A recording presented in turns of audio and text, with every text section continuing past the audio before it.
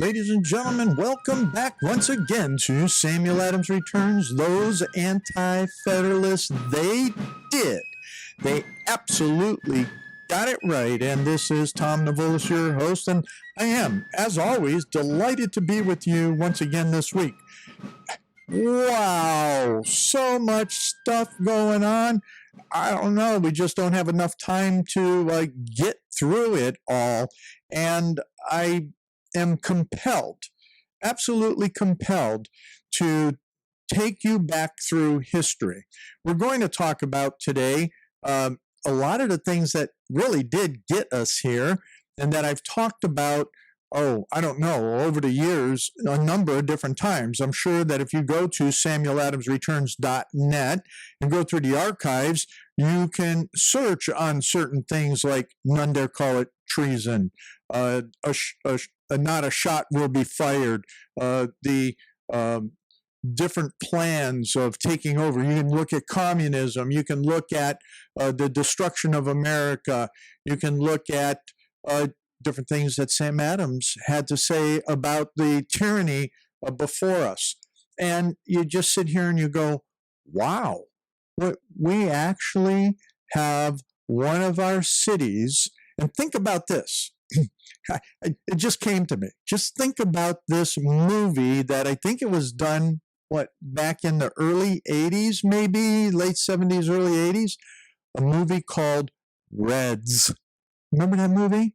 Remember that, where there was this airdrop and these communist troops, these Russian troops ended up landing, and I believe it was in the Pacific Northwest of all places. And guess what? Those communist troops that landed in the Pacific Northwest now own Capitol Hill in Seattle. Think about that. A movie. Was somebody thinking about the future? It's going to come down to something that we'll talk about here shortly, but just that reminder, we in America have been warned over and over and over again, and it has fallen on dumb ears that have been taken and, quite frankly, eardrums poked out, eyes that have been blinded. Yeah, but not tongues cut out, because we have all of these leftists out there flapping their jaws. And when I say that we have dumb ears, we're dumb, that means the old phraseology for someone that couldn't hear, and the eardrums in this case were poked out, and they're poked out by none other than the educational system, and goes back to what I've talked about before when Khrushchev made his statement that they take over America through what? Through the educational system. Gosh, isn't that interesting? So I want to take us back even further, almost 250 years ago. Almost 250 years ago. We're going to go back to October 14th of 1771. And this blog post is up there at samueladamsreturns.com, or it's at samueladamsreturns.net somewhere. I've been weaving these things back and forth in between. But you can go and you can look up the blog post, and this is actually going to be, or is in your notes for this program. It's an article signed Candidus, and it's relevant for modern times. And again, it was October 14th, 1771, and Sam Adams wrote this, and I just want to go through pieces of it in this first segment, and then we're going to talk about books like, None Dare Call It Treason, but 25 years later, we're going to talk about a Russian KGB agent that came to America in 1970. And what he said, and it's all over the internet right now, on his 4 methods of taking over a country. That'll chew up our time, because that's exactly everything that he talked about is happening right now, including the idea of the new normal. Yeah. Anyway, Sam Adams wrote, I believe that no people ever yet groaned under the heavy yoke of slavery, but when they deserved it. This may be called a severe censure upon by far the greatest part of the nation in the world who are involved in the misery of servitude. But however they may be brought by some to deserve commiseration, the censure is just. Zuinglius, one of the first reformers, and that is for a Protestant reformer, in his friendly admonition to the Republic of the Switzers, discourses much of his countrymen's throwing off the yoke.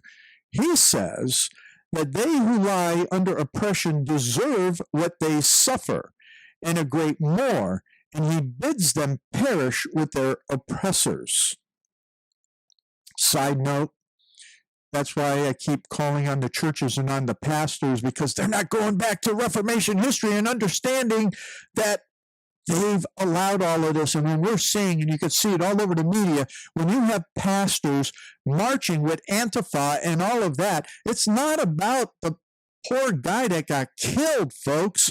These are communist agitators, and they are enemies of the nation, and they should not be coddled. And when you have pastors and everybody else doing that, anyway, we'll talk about that later. But Sam Adams continues. He says, the truth is, all might be free if they valued freedom and defended it as they ought. Is it possible that millions could be enslaved by a few? Which is a notorious fact. If all possessed the independent spirit of Brutus, who to his immortal honor expelled the proud tyrant of Rome and his royal and rebellious race, if therefore a people will not be free, if they have not virtue enough to maintain their liberty against a presumptuous invader, they deserve no pity and are to be treated with contempt and ignominy. Had not Caesar seen that Rome was ready to stoop, he would not have dared to make himself a master of that once brave people. And now I'm going to jump ahead in here in how he made himself that. And the writer observes is that he led the people gently into slavery. He gained their ascendancy by taking in beguiling arts, hypocrisy, flattery, which are even more fatal than the sword. He obtained that supreme power which his ambitious soul had long thirsted for. The people were finally prevailed upon to consent to their own ruin. By the force of persuasion, media, or rather the cajoling arts and tricks always made use of by men who have ambitious views, they enacted their lex regalia. The will and pleasure of the prince had the force of law. His minions had taken infinite pains to paint the imagination of the godlike virtues of Caesar. They first persuaded them to believe that he was a deity, and then to sacrifice to him those rights and liberties which their ancestors had so long maintained with unexampled bravery and with blood and treasure. Wow.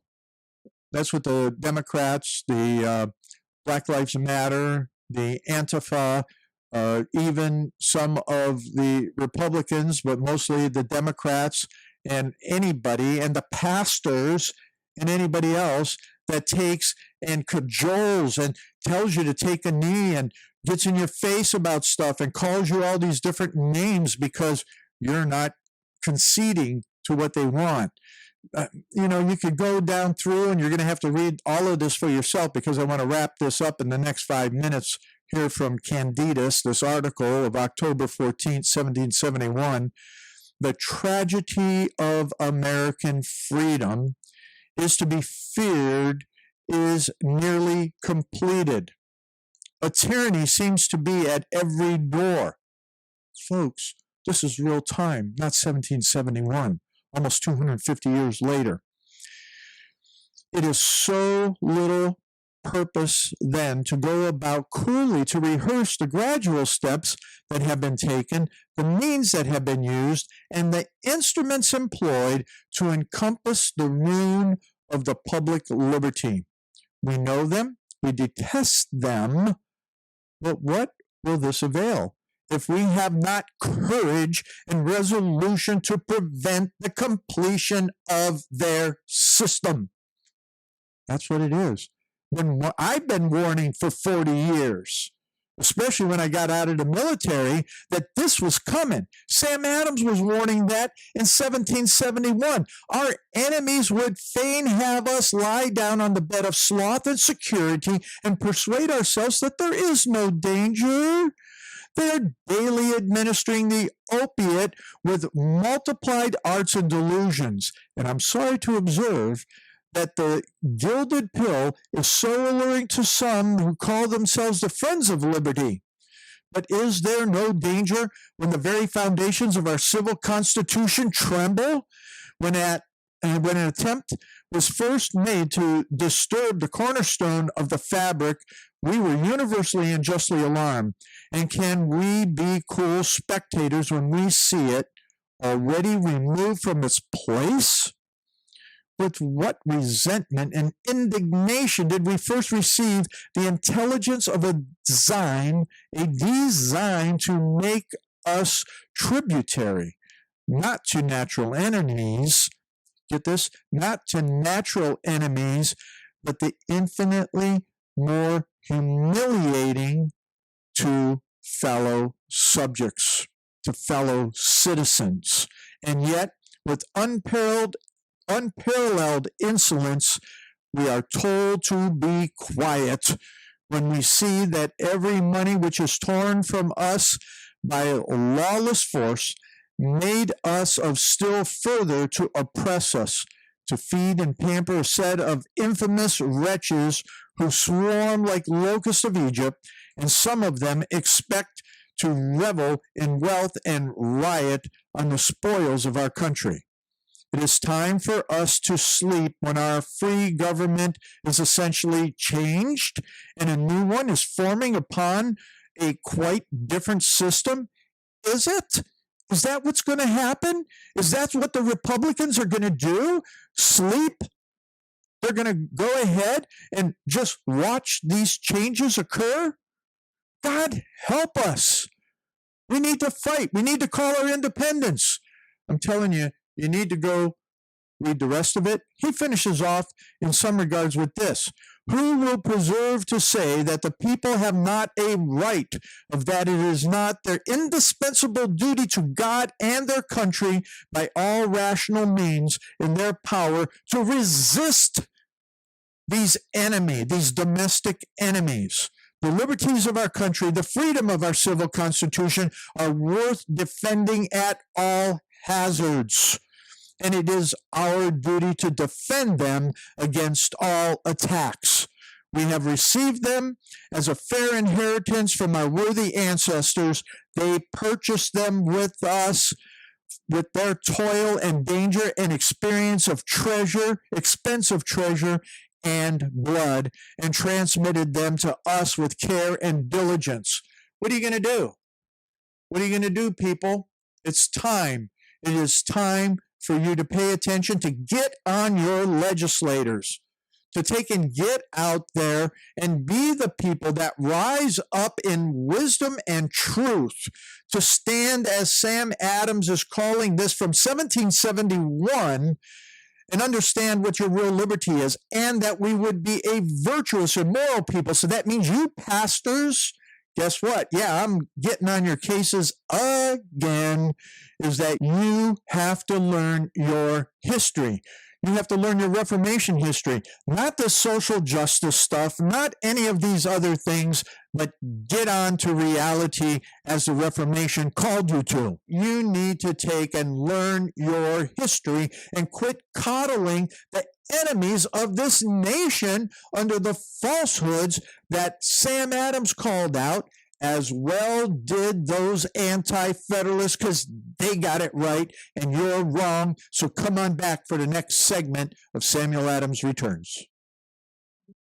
Ladies and gentlemen, welcome back to the second segment of Samuel Adams Returns. Those anti-federalists, they absolutely got it right. And again, this is Tom Navolis, your host, and welcome back to the second segment. And yes, everybody, that's where we are, Liberty Works Radio Network. Of course, you knew that. Otherwise, you wouldn't be tuned into the network and listening to what is happening with this program. For all of you folks, please go out there and check out all of those hosts and hostesses, especially the live programming during the week. And you know what? As always, I'm not going to let you off the hook today. Go find the donate button. You know, listener-funded network, it's all about you. This is for you. And as we were talking about in the first segment, this is about knowing and understanding liberty. And if you want to understand liberty, you have to participate in it. Otherwise, just as Sam Adams was saying in that 1771 article that he wrote, you deserve slavery. You deserve it if you don't participate in liberty. But that's what Liberty Works Radio Network is here for, liberty. Now, let me ask you a couple questions. Do you feel demoralized? Do you feel destabilized? Do you feel like there's always something turning around that's a crisis, crisis, crisis? And what is going on? Are you ready for the new normal? Well, you know, it's been interesting that over the course of the last couple of weeks, I've seen these memes, I guess that's what they're called, that have been popping up over there that have this picture of this gentleman and then these words of demoralization, destabilization, insurgency, normalization. And some people have actually put some links up. Someone, even myself, has reposted a link to a 1984, I think it was, early 1980s, maybe a little bit later than that, interview of this particular individual. And this individual is none other than Yuri Bezmenov. Yuri Bezmenov was a KGB agent who's trained in subversive techniques. He was primarily operating in India. And, you know, you could read a lot of the other bio stuff. I'm not going to get into all of that. But what I want to take you through in particular as to everything that is happening now, back in 1984, when this interview was done by G. Edward Griffin, you know, it was like he was going, wow, those people in Moscow sure would be happy about everything that I'm seeing right now, right then. But wow, communist China and Putin and every other communist little dictator and jihadist out there is happier than a flying pig in a hailstorm and a snowstorm and a thunderstorm of mud. Well, anyway, what was this interview about? He interviewed none other than Yuri Bezmenov. And Bezmenov was born in 1939. He was a high-ranking officer, and I'm not, again, going to get into it. There's a link there for snippets of that interview. And what's really surprising to me, it's very, very interesting, is that we now have a reflection back to this guy, whereas, as I showed you before, and I'll show you again, in None Dare Call It Treason and None Dare Call It Treason 25 years later, John Stormer wrote about this starting in 1963-65. I read the first book in 1969. I read the 25 years later about 6 years ago, because I didn't get my hands on a copy of it till then. And the warnings were there. Oh, guess what? Hey, you know what? The communists already in Congress and in the United States, and those communists already in the State Department, what did they do? They drove, who was that they said was Joe who? You go remember the 50s, and you email me the name of that person who was holding all of those hearings regarding communism back in the 50s. Yeah. All right. I'll let you do that. Email me at tom@samueladamsreturns.com with that answer. And maybe you'll get something as well as a reply. Maybe. Anyway, let's move on, because here we go. In this interview, it's all ideological subversion. It all started back in the 50s and 60s with taking and being able to manipulate Hollywood, manipulate the whole ideas of what was going on in education. And as we know, the KGB, even though they have this intelligence arm, but he says that's only about 15% of the KGB activities of the time. 85% of it is a slow process, which we call either ideological subversion or active measures. And that is psychological warfare. What this basically means is to change the perception of reality of every American to such an extent that despite, get this, this is really important because we're in the information age, despite the abundance of information, no one is able to come to sensible conclusions in the interest of defending themselves, their families, their community, and their country. So, we talked about the that technique that came out of a brain trust a while back, the Delphi Technique. And yet the Delphi Technique, when you really assess it to this, it is all part of that mechanism by which to change the thinking. And not only that, is to inundate people with so much information. They don't know whether coronavirus is true or not. They don't know whether or not wearing a mask is good or not. They don't know whether the coronavirus is as nasty as some say it is and others say that it's not. The research is conflicting. The information is conflicting. Everything becomes so overwhelming. What's the truth? Well, then it's easy to take and start pushing back and taking and saying, you know what?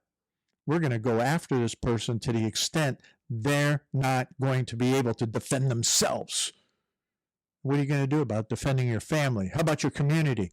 Well, up there in Coeur d'Alene, Idaho, you've seen it up there on, well, not all over the news, but in Facebook and other places, is that in Coeur d'Alene, Idaho, 1,000 citizens went into Coeur d'Alene and protected that city from any riots.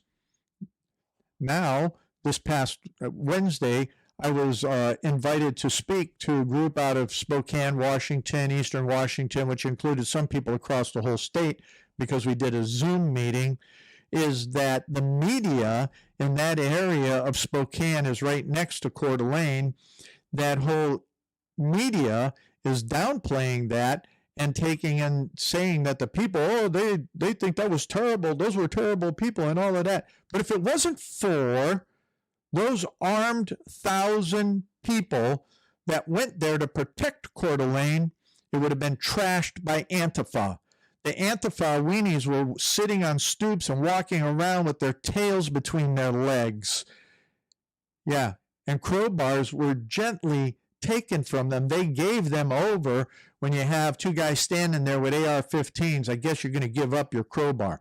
Anyway, we're down to 5 minutes, and we're going to have to carry this over into the third segment as well. So the first thing it takes from 15 to 20 years is to demoralize a nation. Why that many years?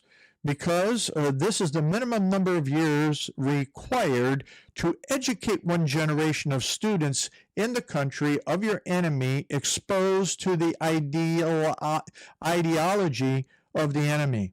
In other words, Marxist-Leninism ideology is being pumped into the soft heads of at least 3 generations of American students without being challenged or counterbalanced by the basic values of Americanism, American patriotism.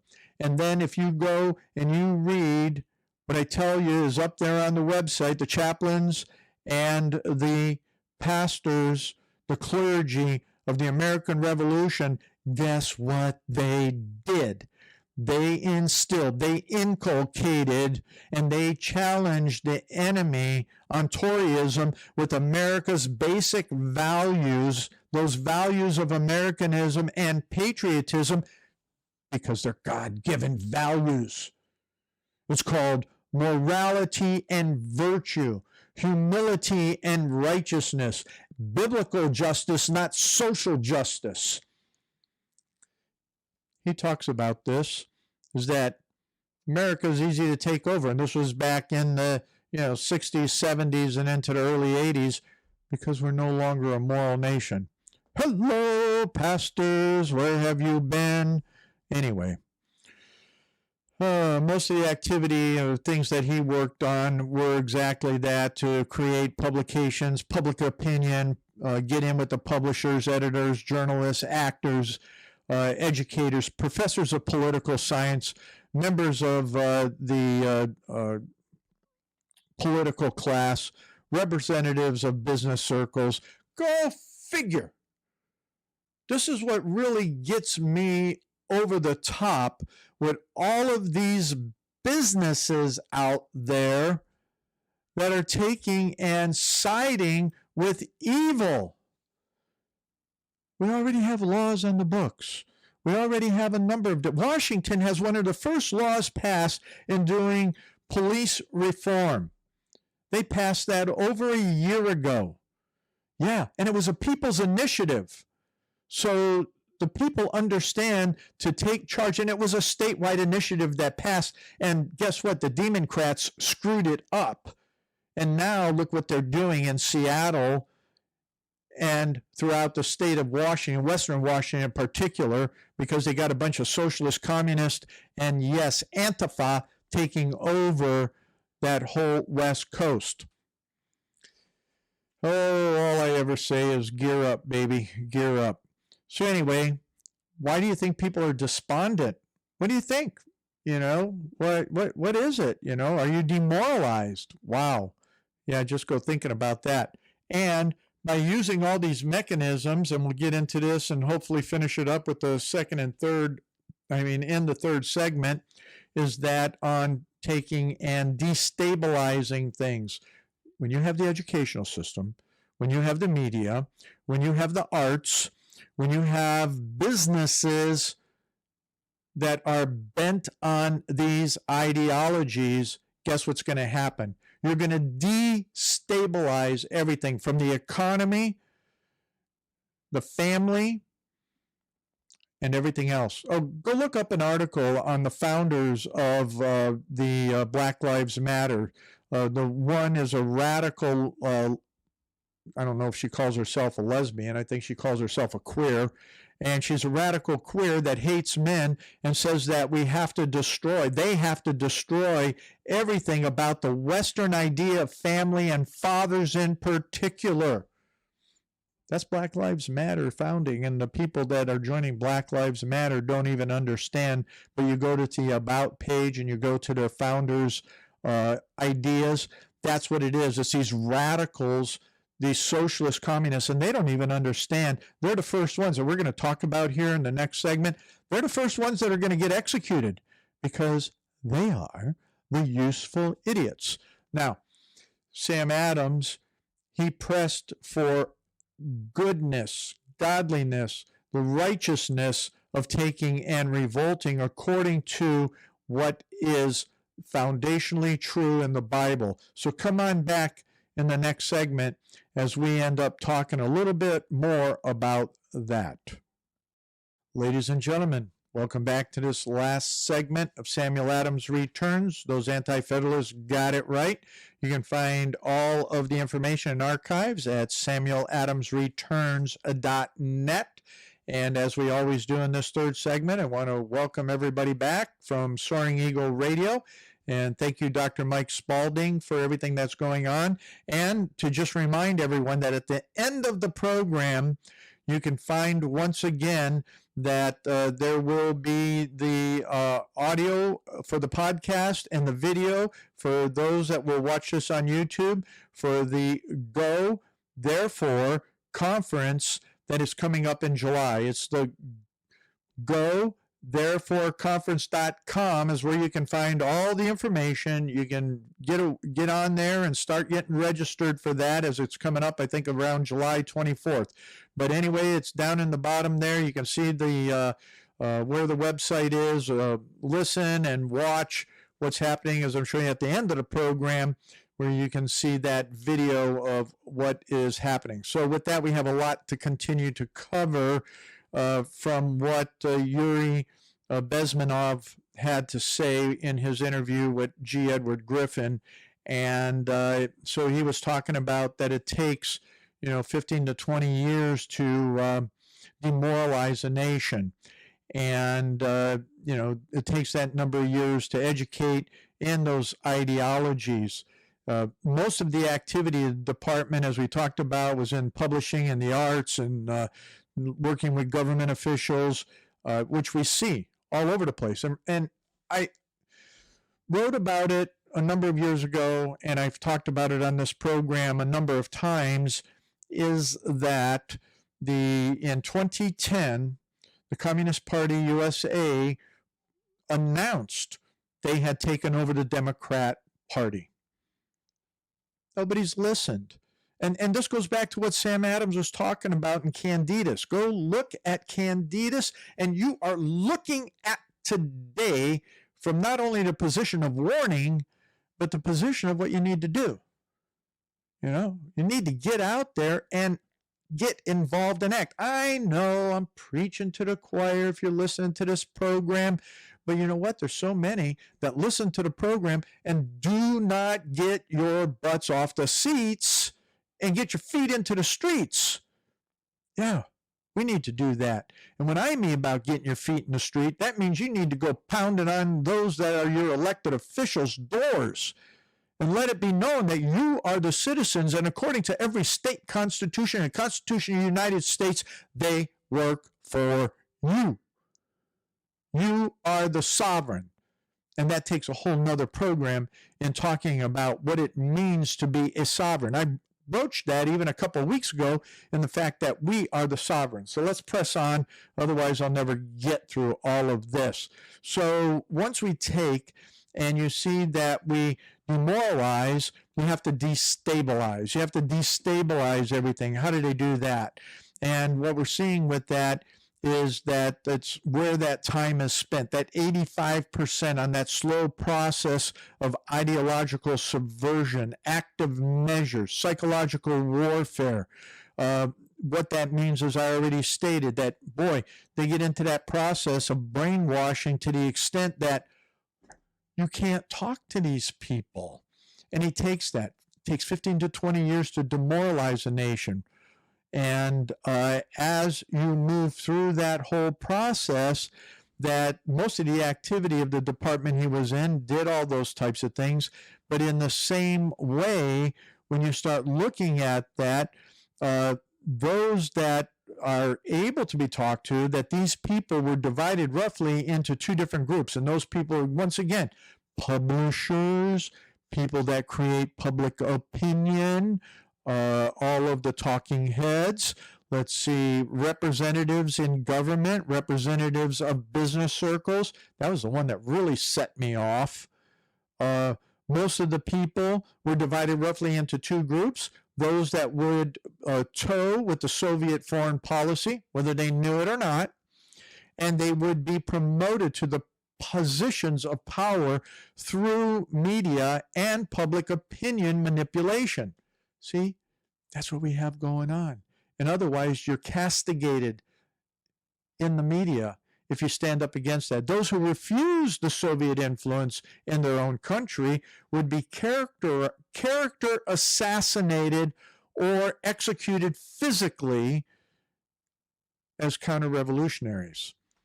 Well, we're seeing that happen here. We haven't had that many executions, if you will. We've been seeing a lot of murders, but increases in that from the violent crime because of de-policing, if you will. Character assassination is an absolute tool that's in place and in play by these people. So the same way as in the small town of Coeur in South Vietnam, several thousand of the Vietnamese were executed in one night when the city was captured by the Viet Cong for only 2 days. And American CI could never figure out how it was possible that the communists knew each individual, where he lives, where to get him, and how they would arrest him in one night. Basically, arrested 4 hours before dawn, put on a van, taken out to city limits, and shot. The answer is very simple. Long before the communists occupied the city, there was an extensive network of informers, local Vietnamese citizens who knew absolutely everything about the people, who are instrumental in public opinion, including the barbers and taxi drivers. Everyone who was sympathetic to the United States was executed. Hey, what about contact tracing? You know, when we look, and some of the things that he talks about is a crisis, and using a crisis, developing a crisis, making a crisis. And now what do we have? All these large databases, data that's not true, not skewed, except, whoa, hey, here in Ohio, there was a House bill passed out of the House, HB 624, that is mandating that data would be true and accurate. And if it wasn't, those that produced false data, bad data, or refused to give data, they would suffer consequences, including fines and other things. I don't know all the other things. I can't remember from reading the bill. But today also, the health director, the state's little communist health director, Amy Acton, stepped down as the health director of the state. Now, DeWine, I won't say that, I'm being nice. Governor DeWine has taken her in his arms as maintaining her as his chief counsel on medical advice. What? Give me a break. Anyway, there's the closest. Guess what? The same thing was done under the guidance of the Soviet embassy in Hanoi, and the same thing was being done in New Delhi. And there were files on people who were doomed to execution. They were the names of pro-Soviet journalists with whom this guy, Bezmenov, was friends with. And Griffin asked the question, pro-Soviet. And Bezmenov says, yes, they were idealistically minded leftists who made several visits to the USSR, and yet the KGB decided that counter-revolution or drastic change in political structure in India, that they would have to go. They would have to be executed. So when we're seeing all of these people that are out there that think that they're going to have power in the new normal, in the new takeover, in the new stabilization. No. What we saw in Seattle in particular is that you had Antifa and Black Lives Matter, jump in there, and you can look in the archives and see the link to the article that I have in Seattle, where here's this dude that rises to the top. He's a total anarchist. I call him a communist. He's not just an anarchist, he's a communist. And so what's he doing? He's starting to beat up the Antifa and Black Lives Matter. He has taken Capitol Hill and locked it down so people can't come in nor go out. That means innocent people, innocent citizens are locked down, and who knows what else is going to happen. And now they're making all these radical, demands. Anyway, let's see. Griffin asks why, and Bezmenov goes, because they know too much. Simply because, you see, the useful idiots, the leftists, who are idealistically believing in the beauty of socialism and communism or whatever system, when they are disillusioned, they become the worst enemies. And that's why the KGB or any of the other primary leftist communist groups will have them executed, eliminated, put in prison, whatever else, because they all of a sudden decide to resist.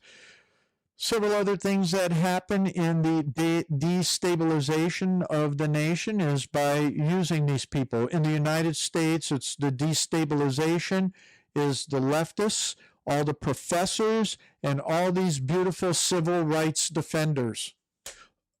All these beautiful civil rights defenders, all these beautiful people that are out there and taking a tragedy of a man's death and turning it into the bonfires of cities across this nation. They are the leftists that is being talked about. They're being used. They're the beautiful defenders. They're instrumental in the process of subversion only to destabilize the nation. When the job's complete, they are none. They are not needed anymore. They're the useful idiots that will be eliminated. As we've already seen there at Capitol Hill in Seattle, they are being beat up. Black Lives Matter and Antifa are under attack now by the communists who have assumed that control. So what is happening in the last 3 minutes? Boy, I just can't get through all of this. You're going to have to read the rest of this. Is that they take, and there's that demoralization, there's destabilization. Every crisis is used, and we have this with COVID. We have this with that poor gentleman that was murdered, or we believe he was murdered, because that's what the police officer is charged with. And then we have the new normal, normalization. We have that normalization. Are you hearing a lot about the new normal? The new normal does. Ladies and gentlemen, we have to stand up against the new normal. That's why, do you really need to wear a stupid mask? Come on, get real.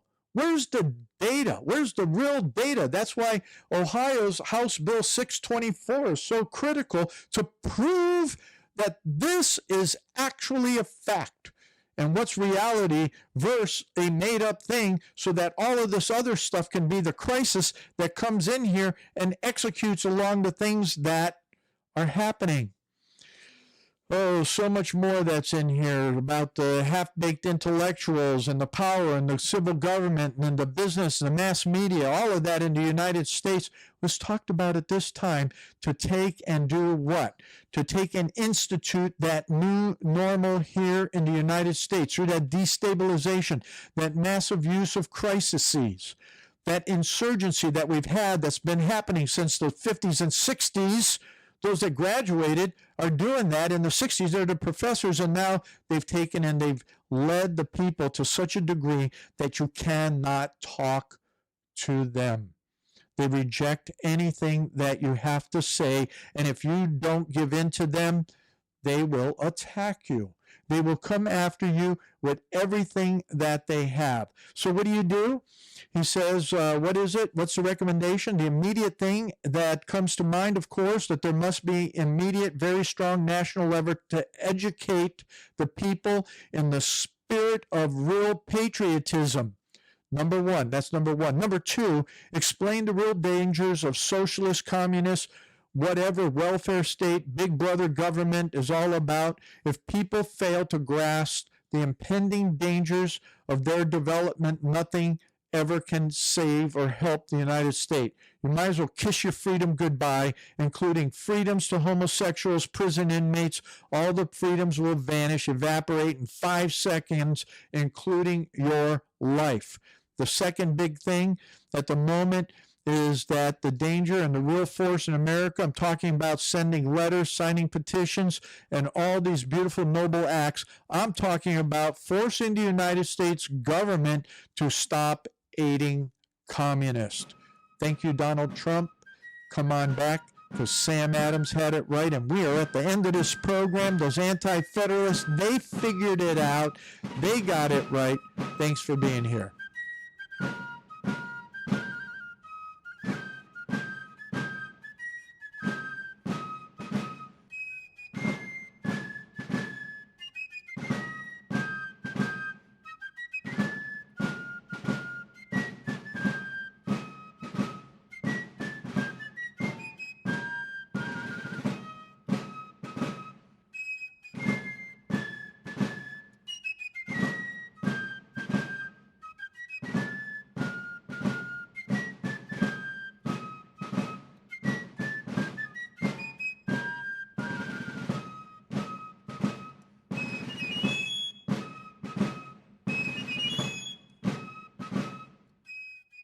Hi friends, Dr. Mike Spalding here to announce details of the Go Therefore 2020 conference.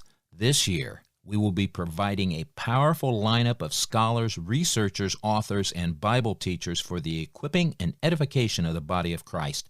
Please note that the Go Therefore 2020 conference is an online event. This will enable you to participate wherever you live. Registration is now open at www.gothereforeconference.com. The cost for this one-of-a-kind conference is only $59. The theme of this year's Go Therefore conference is What Now, Church? What lies ahead for the Church of Jesus Christ? How must we respond to the government's reaction to the coronavirus? What must Christians do to address the so-called new normal?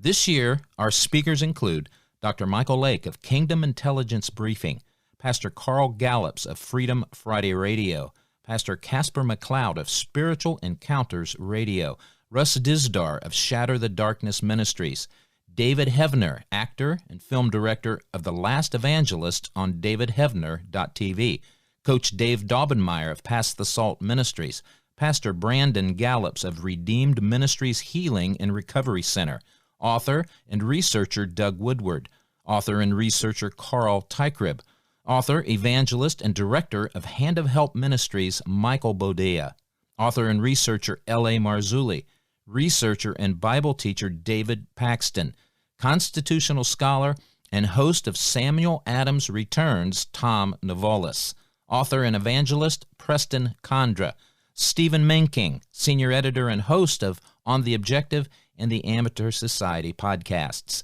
David Arthur of I Belong, Amen Ministries, film director and researcher Tom Dunn, author and director of Omega Dynamics Jamie Walden, author and editor-in-chief of Technocracy News Patrick Wood, author, pastor, and president of Chafer Seminary Dr. Andy Woods, and of course me, Dr. Mike Spalding. You may register right now at the conference website, www.gothereforeconference.com. The conference starts Friday, July 24th at 1 p.m. Eastern Standard Time and concludes Sunday, July 26th at 12 noon Eastern Standard Time. All registrants will have 2 full weeks to watch every presentation from this year's conference. Conference schedule is on the website, www.gothereforeconference.com. You do not want to miss this event. What now, church? God bless you.